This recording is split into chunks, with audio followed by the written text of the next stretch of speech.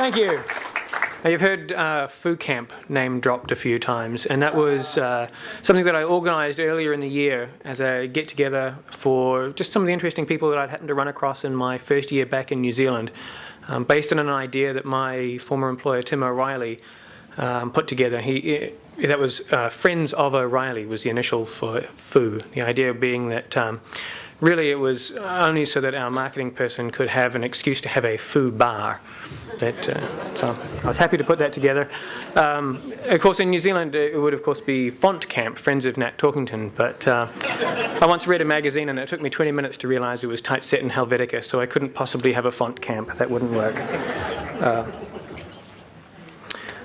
So we've heard a lot of definitions of what open source is over the evening. A lot of people coming at it from their own particular angle. So we heard, maybe it's a collaborative system where it's all about people getting together and working for their common good.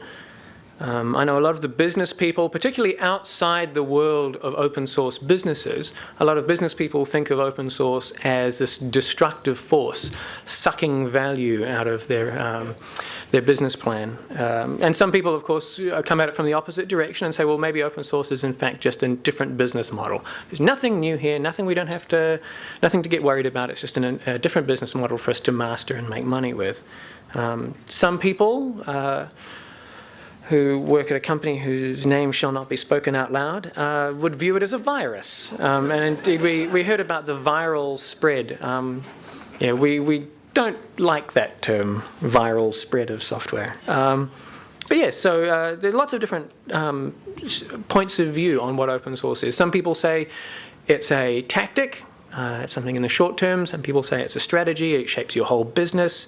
Some people would just simply say, well, it's what works for science. It's the open sharing and collaborative nature of science, but invested in software. Some people just throw code over the wall and say open source is just a redundant array of inexpensive developers, and it's simply a way for me to get free labor. It's none of those things and all of those things, but the one thing, and you can have open source projects that exemplify some of those and not others. The one thing that no open source project can be without is code. But if you don't have the code, you don't have open source. You've got vaporware, and that's pretty much true in the commercial world as well. You don't have software unless you have the code, and the people who actually write the software on a day-to-day basis are a largely unappreciated lot of people. The business leaders who make money from their work are lauded. The commentators who write about what they do get a lot of attention, but the actual people who day to day do the dog work are rarely taken out in public and treated like the superstars that they ought to be treated as.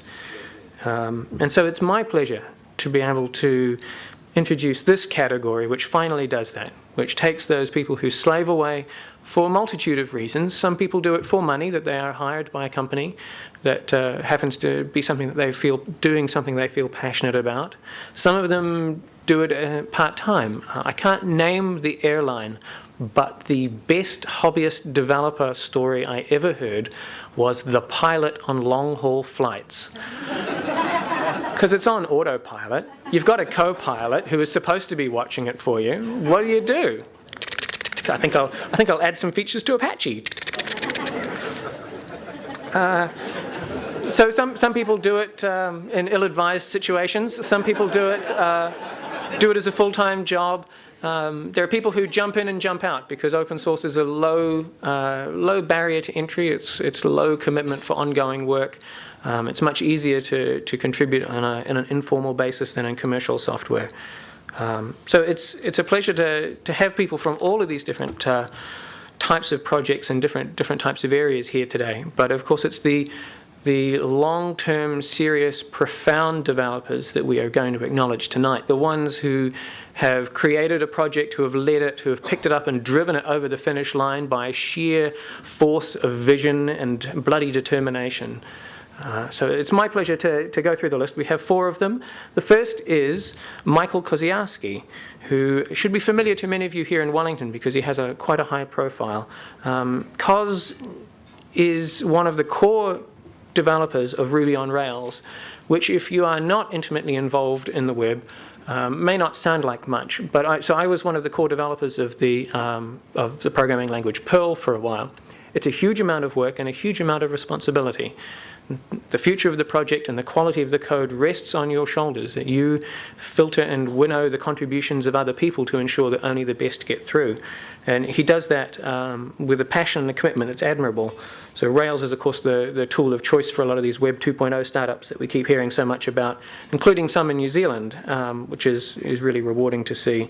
And so Rails is sexy stuff and COS is sexy stuff. So I'm really happy that he's nominated. Please give him a round.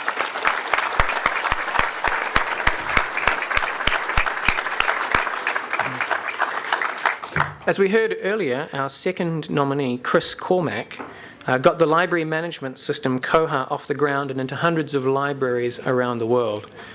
He's continued to build a community of developers around Koha, and that is the great and unappreciated skill of many open source project leaders, is that they do not only have to wrangle code and code contributions, they have to work with the personalities of a myriad developers as well. No mean feat. So he's continued to accumulate developers around the Koha to grow the project and add these innovative features. I'm particularly chuffed because he's a fellow Perlmonger, which makes him, of course, a special worthy type of person in and of himself. Please give him a hand.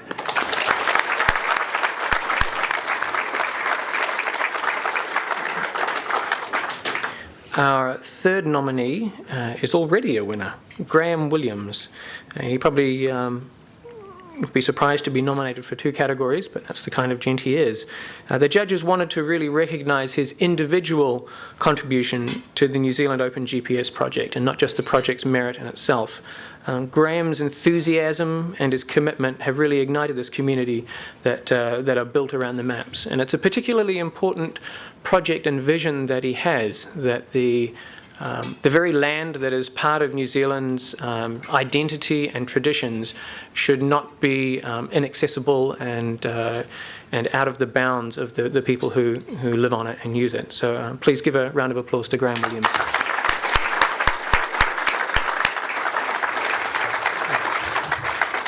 Thank you, sir. And finally, last but very definitely not least, is a name that will be familiar to Rod Drury, at least, for his work with OOXML. Matthew Cruikshank created the DocVert project to scratch an itch. He wanted this truly open system that would convert Word documents to the sort of HTML that anyone can use, open and accessible, even if the readers are using assistive technologies. So through his individual efforts in this project, any government department or business that wants to put large documents on the web can do so in the way the web is meant to work, using open accessible standards. Anybody who's ever tried the Save As HTML function in Word knows that it is one of the most criminally mislabeled features of any software project. DocVert's already used by several government departments here in New Zealand who are very admirably leaders in adopting these international standards for websites, and so the word is spreading fast overseas to those less rapid adopters.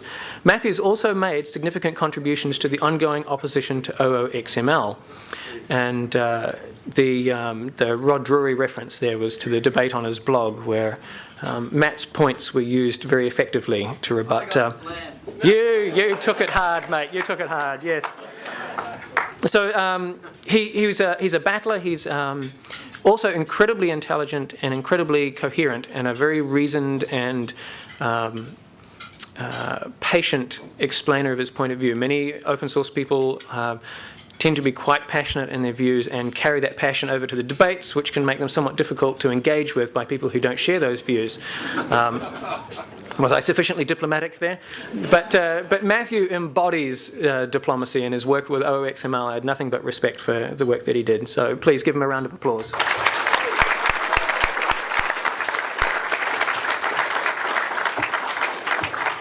So we have 4 nominees, but they are honestly 4 of many. New Zealand is an amazing talent in the open source world that is largely unrecognised within New Zealand, But when the country keeps cropping up again and again, project to project, whether it's Firefox or Koha or Moodle or you name the project, there's a Kiwi in there somewhere.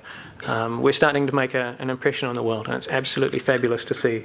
So now that I've teased it out, the winner is Chris Cormack.